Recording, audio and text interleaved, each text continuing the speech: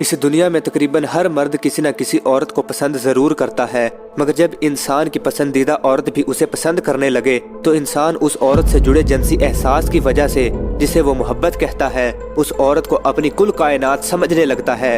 रात देर तक उस लड़की से मोबाइल फोन पर बात करता है, उससे मुलाकात करता है, मुख्तलिफ तोहफ़े देता है और उसकी हर बात को तस्लीम करने लगता है। मगर जैसे ही वो लड़की महबूबा से बीवी की शक्ल इख्तियार करती है तो शादी के चंद माह गुजरने के बाद ही इंसान को बीवी के लिए अपना प्यार मामूली सा लगने लगता है। मगर ऐसा क्यों होता है? तो आज माहिर नफ्सियात के मुताबिक हम आपको बताएंगे कि शादी के बाद बीवी अच्छी क्यों नहीं लगती। माहिर नफ्सियात के मुताबिक इंसान हर उस चीज़ को खास समझता है जो उसके लिए हासिल करना मुश्किल या नामुमकिन होता है। अगर आज कोई इंसान अपनी बीवी के लिए वो प्यार, वो एहसास नहीं रखता जो निकाह से पहले उसके लिए रखता था, तो इसमें कसूर उसकी बीवी का नहीं बल्कि उस इंसान की सोच का है।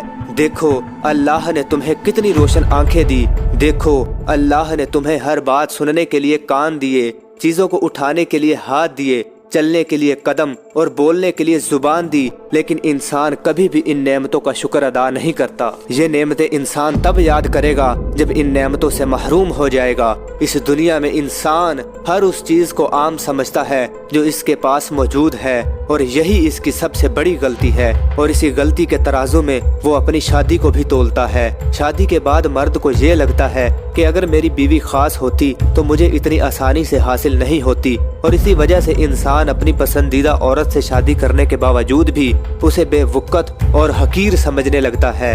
दूसरी बात, माहिर नफ्सियात के मुताबिक जो मर्द किसी गैर महरम औरत से नाजायज़ ताल्लुकात रखता है, उससे बात करता है, तो वो इंसान शादी से पहले ही नाजायज़ तरीके और गुनाह में मुब्तला होकर तकरीबन 70% वो जिनसी लज्जत हासिल कर चुका होता है जो अल्लाह ने निकाह के जरिए जायज़ रखी। इसी वजह से शादी के फौरन बाद लड़ाई झगड़े और फिर बात तलाक तक जा पहुँचती है।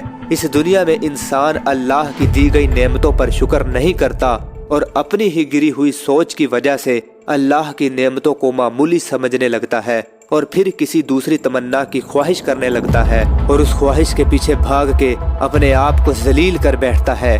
ख्वाहिशात की हकीकत सिवाय धोखे के कुछ भी नहीं। आज जिस ख्वाहिश के पीछे तुम भाग रहे हो, उसको हासिल करने के बाद तुम्हें वो ख्वाहिश मामूली सी लगने लगेगी। इंसान का पेट सिर्फ कब्र की मिट्टी भर सकती है, दुनिया की ख्वाहिशात कभी नहीं भर सकती।